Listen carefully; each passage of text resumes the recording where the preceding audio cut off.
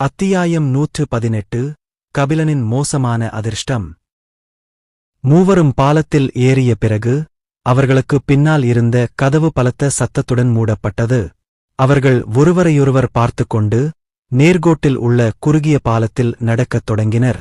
அவர்கள் அனைவரும் தங்கள் ஆயுதங்களை இறுக்கமாகப் பிடித்துக்கொண்டு சுற்றியுள்ள பாம்புகளை தீவிரமாக பார்த்தனர். கபிலனுக்கும் பார்த்திபனுக்கும் இடையில் தரன் நடந்து கொண்டிருந்தபோது பார்த்திபன் முன்னால் இருந்தார். பார்த்திபன் கபிலனை தரனையும் திரும்பிப் பார்த்தான். நான் ஏன் தலைமை தாங்குகிறேன்? கபிலன் சந்தோஷமான முகபாவத்துடன் பார்த்திபனை திரும்பிப் பார்த்தான். ஏனென்றால் நீங்கள் மிகவும் வலிமையானவர். பார்த்திபன் மறுக்க விரும்பினார். ஆனால் அவர் உண்மையில் வலிமையானவர் என்பதால் வாயை மூடிக்கொண்டார். ஆனால் பின்னர் அவர் கபிலனை சந்தேகத்துடன் பார்த்தார். நான் உண்மையிலேயே வலிமையானவனா? கபிலன் அணிந்திருந்த வெள்ளை காதணியால் கபிலனின் தரவரிசை பார்த்திபனுக்கு தெரியாததால் அவர் உள்ளுக்குள் கேள்வி எழுப்பினார். எரிமலைக் குழம்பு ஏரிக்குள் குதித்துக் கொண்டிருந்த நீண்ட நெருப்புப் பாம்புகளின் உணவாக மாறாமல் இருக்க பியா கபிலனின் தோளில் அமர்ந்திருந்தாள். அவர்கள் முதல் சில படிகளை அதிக சிரமமின்றி கடந்தார்கள். ஆனால் பாலத்தின் தொடக்கப் புள்ளியைக் கடந்ததும் நெருப்புப் பாம்புகளில் ஒன்று ஏரியிலிருந்து திடீரென்று குதித்து முன்னால் நின்று கொண்டிருந்த பார்த்திபனை தாக்கியது. ஒரு பெரிய சீறலுடன் பாம்பு அதன் வாயைத் திறந்தது. ஒரு பெரிய எரிமலைக் குழம்பு பந்து பார்த்திபன் மீது மோதியது. பார்த்திபன் தாக்குதலில் இருந்து விலகியிருக்கலாம். ஆனால் தரனும் கபிலனும் அவருக்குப் பின்னால் நின்று கொண்டிருந்ததால் அவர் தனது வாளைப் பிடித்து எரிமலைக் குழம்பு பந்தைத் தடுத்தார். தாக்குதலின் தாக்கத்தால் அவர் சிறிது பின்னுக்குத் தள்ளப்பட்டார். ஆனால் எரிமலைக் குழம்பு பந்து யாரையும் காயப்படுத்தவில்லை. தாக்கிய பிறகு பாம்பு மீண்டும் எரிமலைக் குழம்பு ஏரிக்குள் சென்றது. பார்த்திபன் ஒரு பெருமூச்சு விட்டு மீண்டும் நடக்க ஆரம்பித்தார். கபிலன் அந்த இருவரின் பின்னால் நடந்து சென்று கொண்டிருந்தபோது எரிமலைக் குழம்பு ஏரிக்குள் குதிக்கும் நீண்ட நெருப்புப் பாம்புகளை தீவிரமாகப் பார்த்தான். அவன் சுற்றிப் பார்த்துக் கொண்டிருக்கும்போது அவனுடைய இடது புறத்திலிருந்து ஒரு நெருப்புப் பாம்பு வெளியே வந்தது. ஆனால் இந்த முறை ஒரு எரிமலைக் குழம்புக்குப் பதிலாக அந்தப் பாம்பு கபிலனின் தலையைக் கடிக்க அதன் பெரிய வாயைத் திறந்தது. அடப்பாவி! ஏய் முட்டாள் பாம்பே, இது உனக்கே போங்கா தெரியல? அவனுக்கு மட்டும் நெருப்பு பந்து வீசின, என்னை மட்டும் தலையை கடிக்க வர? ஒத்த கூதி, என்கிட்ட சலசம் பண்றதுக்கு உங்க ஆத்தா அப்பன் பெத்து போட்டு இருக்கானா? கபிலன் சபித்து அவசரமாக அவன் 5 தீப்பந்தங்களை உருவாக்கி பின்னர் அவற்றை பாம்பின் தலையில் வீசினான். சீறிப் பாய்ந்து பாம்பு பின்வாங்கியது. ஆனால் ஏரிக்குள் திரும்பிச் செல்வதற்குப் பதிலாக தீப்பந்தங்கள் கபிலனை பாதிக்காததால் மீண்டும் பாம்பு அதைத் தாக்கியது. அதே நேரத்தில் கபிலனின் வலது பக்கத்திலிருந்து மற்றொரு பாம்பு வெளியே வந்து தாக்கியது. கபிலனின் கண்கள் விரிந்தன. உடனடியாக இடி அம்பு திறமையைப் பயன்படுத்தி 2 இடி அம்புகளை உருவாக்கி 2 பாம்புகளைத் தாக்கினான். இந்த முறை தாக்கப்பட்ட பிறகு பாம்புகள் பின்வாங்கின. ஆனால் பின்னர் எரிமலைக் குழம்பு ஏரியிலிருந்து மேலும் 2 பாம்புகள் வெளியே வந்தன. கபிலன் அவசரமாக பாம்புகள் மீது மேலும் சில இடி அம்புகளை எறிந்தார். ஆனால் பாம்பு அதைத் தவிர்த்து சீரும் சத்தத்துடன் பாம்புகளில் ஒன்று வாயைத் திறந்து கபிலனின் கையைக் கடிக்க முயன்றது. கபிலன் வந்து கொண்டிருந்த பாம்பைப் பார்த்து தனது வாளைப் பாம்பின் தலையில் செங்குத்தாக வெட்டினான். பாம்பின் தலையில் ஒரு பெரிய வெட்டுக்காயம் ஏற்பட்டது. அது வலியுடன் கத்தியது. உடனடியாக எரிமலைக் குழம்பு ஏரிக்குள் நுழைந்தது. மற்ற 3 பாம்புகளும் பின்வாங்கி இடி அம்பால் காயமடைந்த பாம்புகளைப் பார்த்தன. அவற்றின் கண்கள் கோபத்தால் சிவந்தன. நிலைமை மோசமாகிக் கொண்டிருக்கிறது. தீவிரமான முகபாவத்துடன் பார்த்திபனும் தரனும் எப்படி இருக்கிறார்கள் என்பதைப் பார்க்க கபிலன் திரும்பிப் பார்த்தான். அவன் கண்கள் சுருங்கியது.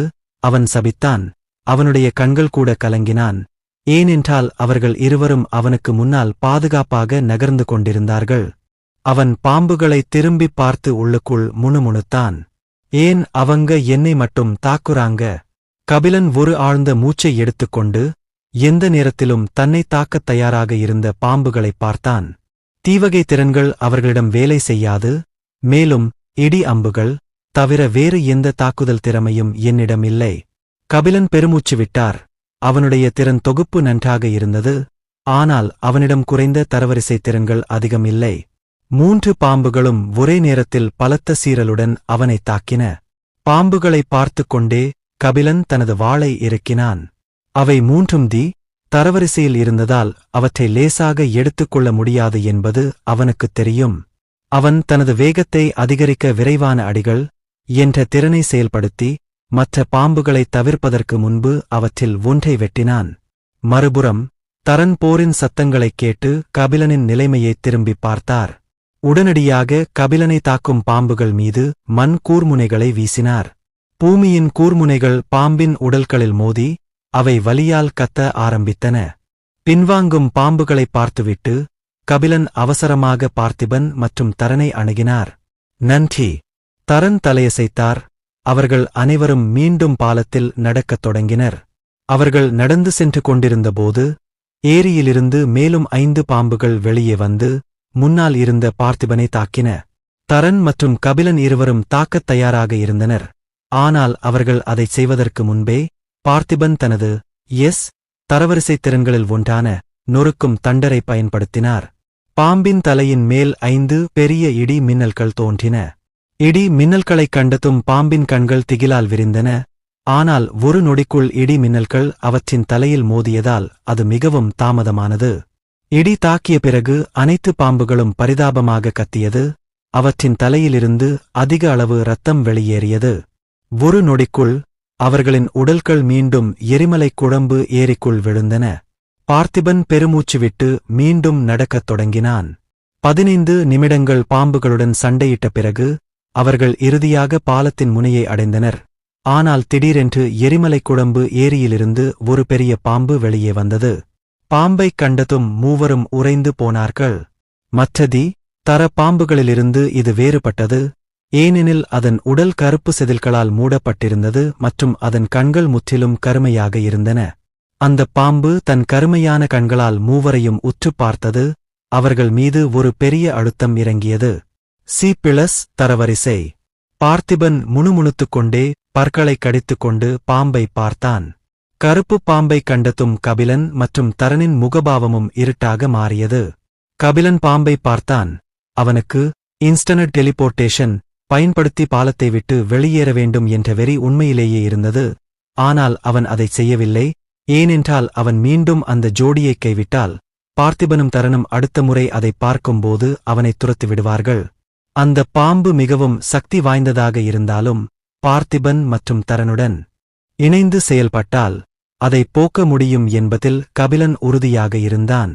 அதே நேரத்தில் பாம்பு மூவரையும் கீழ் உயிரினங்களைப் பார்ப்பது போல் பார்த்தது.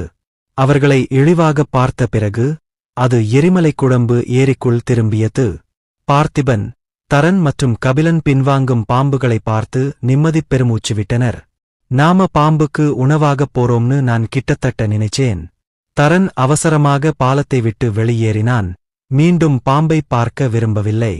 பார்த்திபனும் கபிலனும் பாலத்தை விட்டு வெளியேறினர். கபிலன் பாலத்தை விட்டு வெளியேறியதும் எப்போதும் அமைதியாக இருந்த பியா இறுதியாக மூச்சை வெளியிட்டாள். அவள் இறக்கைகளை அசைத்து பறக்க ஆரம்பித்து மூவரையும் பார்த்தாள். அவர்களின் உடல்நிலை சற்றும் சரியில்லை. ஏனென்றால் அவர்களின் உடலில் பல்வேறு தீக்காயங்கள் காணப்பட்டன. மேலும் அவர்களின் ஆடைகள் கிழிந்திருந்தன. அவர்கள் பிச்சைக்காரர்களைப் போலவே இருந்தார்கள். மூவரையும் பரிதாபமாக பார்த்துக் கொண்டே அவள் உள்ளுக்குள் கூச்சலிட்டாள். அத்தியாயம் 119. புரு அறைக்குள் காடு. கபிலன் பியாவின் பார்வையை உணர்ந்து கண்களைச் சுருக்கினான். உனக்கு அடி வேணுமா? பியா கண்களை சிமிட்டினாள். அவர்களுக்குள் பரிதாபம் இருந்தது. ஆனால் கபிலனின் சத்தத்தைக் கேட்டதும் அவள் திரும்பி அனைவருக்கும் முன்னால் இருந்த பெரிய கதவுகளை நோக்கி பறக்க ஆரம்பித்தாள். ஒரு பெருமூச்சுடன் கபிலன் தன்னைப் பார்த்துக் கொண்டான். அவனுடைய ஆடைகளின் நிலை உண்மையிலேயே பரிதாபமாக இருந்தது. நான் பார்த்திபனிடமிருந்து துணிகளை கடன் வாங்கினேன். இப்போது என்ன? அவன் தலையை அசைத்து தனக்கு முன்னால் இருந்த வெவ்வேறு கதவுகளைப் பார்த்தான். பார்த்திபனும் தரனும் கதவுகளைப் பார்த்தார்கள். அவர்களுக்கு முன்னால் மொத்தம் 5 கதவுகள் இருந்தன. எல்லா கதவுகளும் ஒரே மாதிரியான மரக்கதவுகளாக இருந்தன. அவை எல்லாம் ஒரே மாதிரி இருக்கு. எதைத் தேர்ந்தெடுக்க வேண்டும்? தரன் சொல்லிவிட்டு கதவுகளை நெருங்கினான். நடுத்தரத்தைப் பற்றி என்ன? அவர் கபிலன் மற்றும் பார்த்திபனின் கருத்துகளுக்காக திரும்பிப் பார்த்தார். பார்த்திபன் தோள்களைக் குலுக்கினான். நீங்கள் இருவரும் தேர்ந்தெடுத்ததற்குள் நான் உள்ளே செல்வேன். கபிலன் கதவை பார்த்தான். சில வினாடிகள் யோசித்த பிறகு வலதுபுறம் இருந்த கதவைச் சுட்டிக்காட்டினான். முதல்ல எப்படி இருக்கு? கபிலன் சுட்டிக்காட்டிய கதவை தரன் பார்த்தான். ஒரு நொடி கூட காத்திருக்காமல் அவன் ஒப்புக்கொண்டான். ஏனென்றால் அது கபிலன் தேர்ந்தெடுத்திருந்தால் அது சரியானதாக இருக்கலாம். அவர்கள் அனைவரும் ஒன்றாக கதவை நெருங்கினர். பார்த்திபன்தான் கதவைத் தள்ளிச் சென்றான். ஒரு சத்தத்துடன் கதவு திறந்தது. மூவரும் உள்ளே பார்த்தார்கள். ஆனால் இருட்டாக இருந்ததால் அவர்களால் எதையும் பார்க்க முடியவில்லை. கதவின் உள்ளே பார்க்க தீவிரமாக முயன்ற பார்த்திபன் மற்றும் கபிலன் தரன் பார்த்தார்.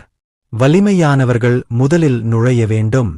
தரன் நேர்மையான முகபாவத்துடன் கூச்சலிட்டு ஒரு அடி பின்வாங்கினார். அதனால் அவருக்கு அருகில் நின்ற இருவரும் முதலில் உள்ளே நுழைய முடிந்தது. தரனின் சத்தத்தைக் கேட்டதும் கபிலன் கண்களைச் சுருக்கினான். அவன் பார்த்திபனையும் தெரிந்த பார்வையையும் பார்த்தான். இருவரும் திரும்பி தரனை பிடித்தனர். ஏய், நீங்க 2 பேரும் என்ன பண்றீங்க? தரன் பீதியடைந்தார். ஆனால் பார்த்திபனும் கபிலனும் அவரது கைகளை இறுக்கமாகப் பிடித்து அறைக்குள் இழுத்துச் சென்றனர். பியா மூவரையும் பார்த்துவிட்டு அவர்களுக்குப் பின்னால் பறக்க ஆரம்பித்தாள்.